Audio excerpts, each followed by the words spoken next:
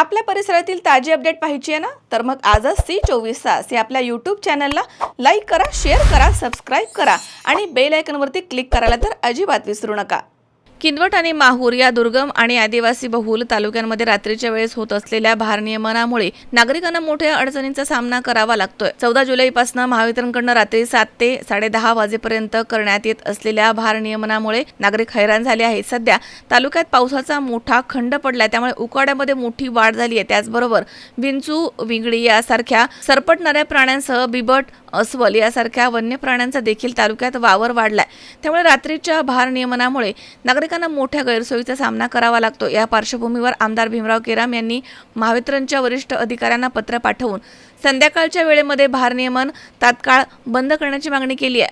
भारनियमन अपरिहार्य असल्यास ते दुपारनंतर ते संध्याकाळ पूर्व कालावधीमध्ये करण्याचं नियोजन करावं, जेणेकरून नागरिकांची गैरसोय टळेल, अशी मागणी देखील त्यांनी आपल्या पत्रामध्ये केली आहे. मजहर शेख, C24 तास, नांदेड.